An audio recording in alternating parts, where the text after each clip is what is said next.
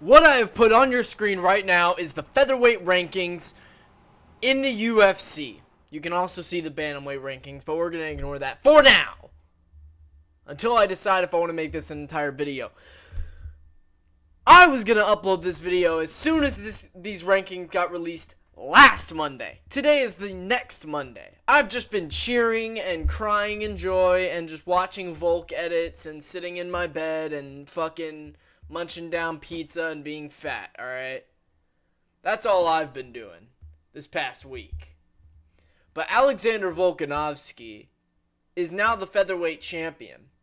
And I was about to be like, man, I'm so excited to see what the featherweight rankings look like. Because I told you all they're going to be inflated. And they were to a level.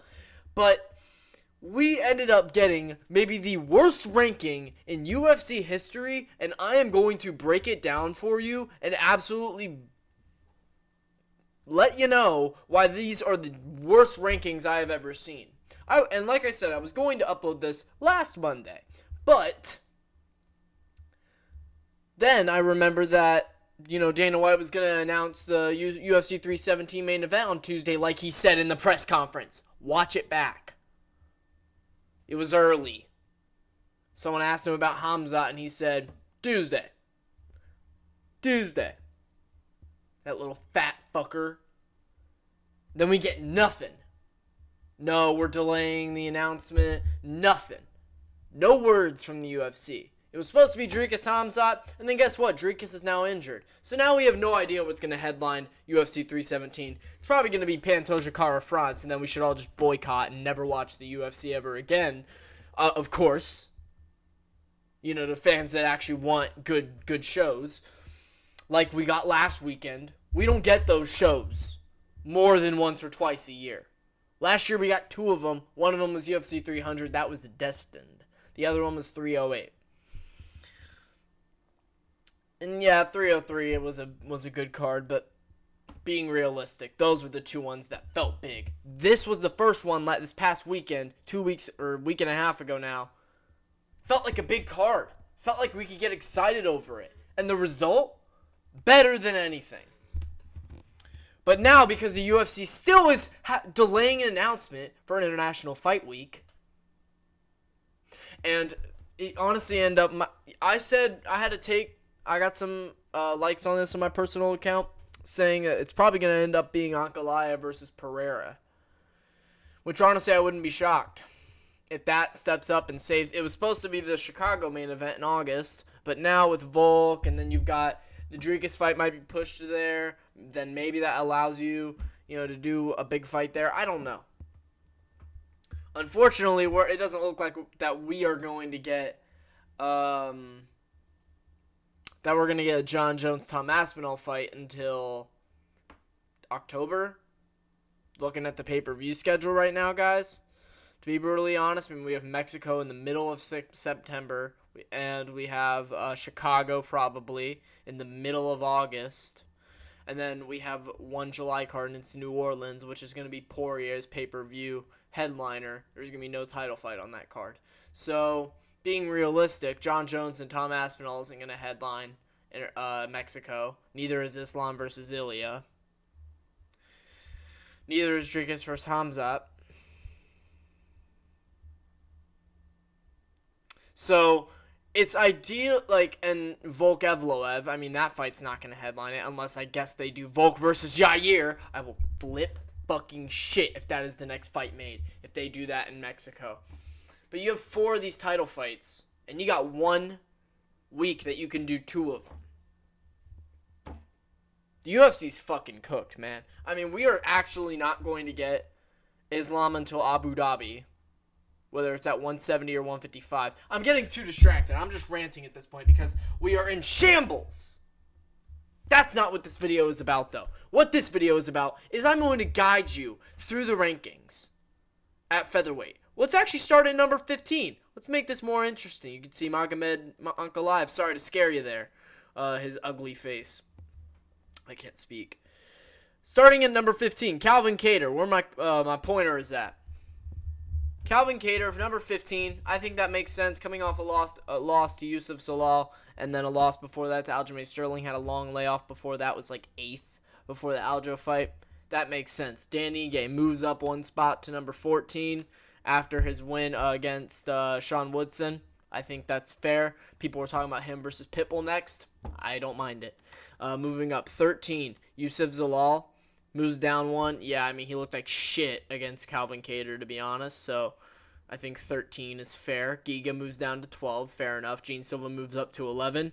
I think that's a fair ranking for him. We think that by what he just did, he's absolutely better than these four. But we can't give him any of the. I'm agreeing with that. You know, I do think that he beats a lot of these guys actually, in the top of the rankings. We'll get to the top 5 in a minute. Jesus. But yeah, I think that's a fair ranking for Gene Silva. He needs at least one more fight. Maybe they just throw him into a title eliminator fight. I wouldn't hate it just because he is a big star and he's obviously great. But I would like to see maybe 2 more for Gene Silva. I think that'd be better for his overall career. Josh Emmett, number 10, makes sense. Aljo, number 9. I feel like Aljo could be higher, to be honest. I feel like he could be maybe not above Ortega, but he could definitely be above Lerone. And yeah, I think he could be above Lerone. I mean, his only loss at featherweight is to Emmett or not Emmett, Evloev, and it was a really, really close fight, and then he was the champion at bantamweight. I mean, that just makes perfect sense to me. But now, number 8, Lerone Murphy, whatever. These are the guys that should have moved up, because 2 of these guys aren't in the right rankings. Ortega, 7, Allen, 6, okay, whatever. Yair, number 5. He was number 5, and they just moved him up to 4, but he's still number 5 for some bizarre reason. Number 5 or number 4, I think, is fair. But not when Max Holloway and Ilia Topuria are both in the rankings. Who were both of their last fights? Max Holloway fought... Oh, yeah, he fought Ilia. And Ilia fought... Oh, yeah, he fought Holloway. That was their last fight, last October. Explain to me why Ilia Topuria is the number 3 ranked featherweight in the world and why Max Holloway is ranked number 1. Listen, neither of them should be in the rankings. It should be Volk 1, or Volk champion, Evloev 1, Diego Lopez 2, Yair 3, Allen 4, Lerone Murphy number 5, Ortega 6, Aljo 7, maybe even Aljo 6 or 5, move Lerone down. I wouldn't be mad if you put Aljo below Lerone Murphy. I know I just went against my own take. But you see what I'm saying. Gene Silva could arguably be top 10.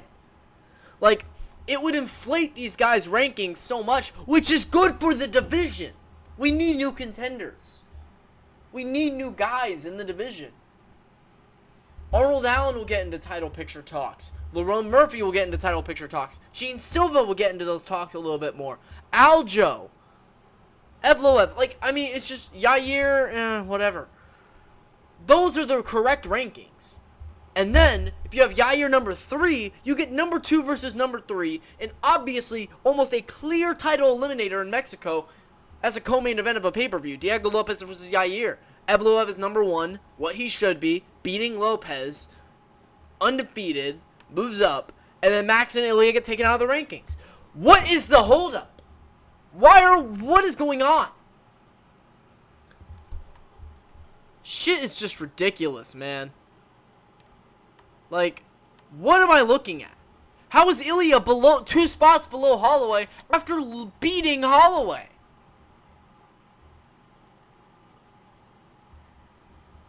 How does Holloway move up to number 1 after losing and being the number 2 ranked featherweight? His last featherweight win was against the Korean Zombie. If you wanted to keep Diego and Max in these rankings, or not Diego and Max, Ilia and Max, Volk champ, Ilia 1, Holloway 2, Lopez 3, Movzar 4, Yair 5, Allen 6, and then you keep going down the rankings.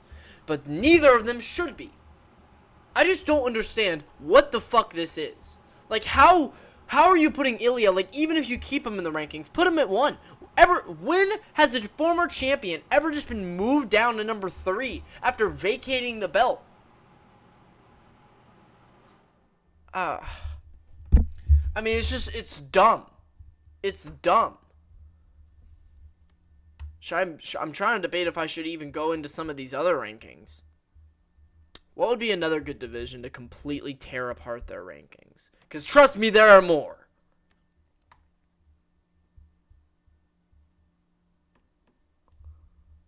I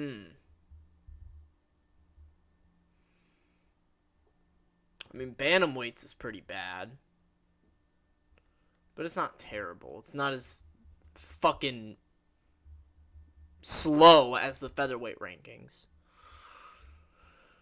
Oh, the pound for pound. The pound for pound is terrible. Are we fucking serious? After what we just saw from Leon Edwards? Okay, there are so many issues. First of all, let's start number 15 and 14 in the pound for pound. Actually, wait. My camera's blocking it. Sorry, you get to see my OBS. I only got one laptop. I'm a college student. You know this. Arman Sarukian and Charles Oliveira, they're ranked 15th and 14th. So, you notice anything wrong with that? How Arman is 15 and Charles is 14? When Arman's last fight, a year ago now, was beating Charles Oliveira. And Charles Oliveira only since then had beaten Michael Chandler. Does that earn him a spot to go up in the pound for pound rankings? And also, how did Arman exactly get into the pound for pound rankings? So if you have Bilal off at number 7, no title defenses, best win is Leon Edwards. He beats Leon Edwards. He becomes number 7. Who Leon was number 3 or 4 before he lost. Sean Brady beats Leon way more convincingly, and Arman gets put in above him? Where's the logic? Leon was kept in the rankings. If I had the choice, John shouldn't be in the rankings, but I'll include him so all you fucking, gay boys for him can, love him. All you fans, we know who you are. Islam is number 1, but man, he's not even active. What the fuck? I'll keep John in at number 2. Ilya number 3. Number 4 is where it gets interesting. I'll put Merab, because Merab has ran through that division. Dricus number 5. Don't hate it. Now this is where it gets bad. Number 6 needs to be Alexandre Pantoja.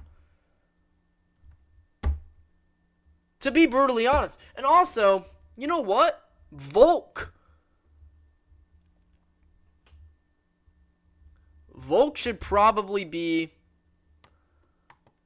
number 7. I think it should be number 5, Dricus. Number 6, Pantoja. Number 7, Volk. Number 8, Magomed Ankalaev. Number 9, Alex Pereira.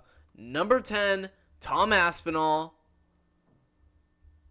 Number 10, Tom Aspinall. Number 11, Bilal Muhammad. I'm not just a Bilal hater. He has no title defenses. Best win is Leon Edwards. Leon looks fucking dog shit now. Since he beat Leon Edwards, what did he do before that? He was obviously on a win streak. I'm not discrediting Bilal's run. He absolutely ran through the division at the state that it was. What did he do before that? The Sean Brady win is actually aging very, very well. So I need to take that back. But before that, or after the Sean Brady fight, he beat Gilbert Burns. That age hasn't won gracefully. What the fuck did I just say? Okay. That win didn't age gracefully. His one against Sean Brady did.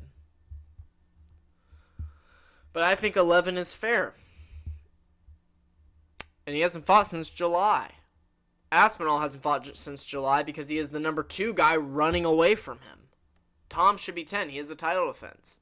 Pantoja should be, again, 6. Bilal should be 11. And then Holloway and O'Malley, Charles and Arman. What are these guys doing in the rankings? Holloway, yes. Holloway should probably be at 12. O'Malley? O'Malley. He beat Cheeto. And obviously he beat Aljo. But then he lost the belt to Marab. I don't think O'Malley should be in the pound for pound. If we're talking pound for pound, I think there are other people who deserve it. I think are much more deserving of that spot other than Charles Oliveira, Arman Tsarukyan, and Sean O'Malley. I would say Sean Brady deserves a spot. I would say Nasruddin Imavov deserves a spot. But I get that they don't want to put him in there yet because he lost to Strickland and Strickland's not in there, so I understand. But those are guys that I think deserve a pound-for-pound spot. And if you want to keep Charles and Arman in there, maybe switch them around. Remember who fought each other? I would say take O'Malley out, put Sean Brady in at 13, and then you do Charles and Arman, but you flip them. Put Arman 14, Charles 15, to be realistic. But whatever. I'm just some fucking crazy guy who has no idea what he's talking about, I guess. When the UFC fucking makes that featherweight ranking, which you can't even see anymore. But whatever. That's going to be all for me today. I just wanted to get that out. Alright? Once Dana's bald-headed fuck announces this main event for UFC 317, I'll make a video about that. I have a lot of other videos in mind. I just have to get available. Guys, I have a lot of stuff going on. That's a big reason why I haven't been uploading as well. But I will say this summer and also next August is going to be much easier for me to record. There's just a lot of different things that'll be going on at that time that will be helping me record. So give it time. I'll be more consistent. But this is what I have to say about that. Alright. Check out vid. It'll come out soon. Bye.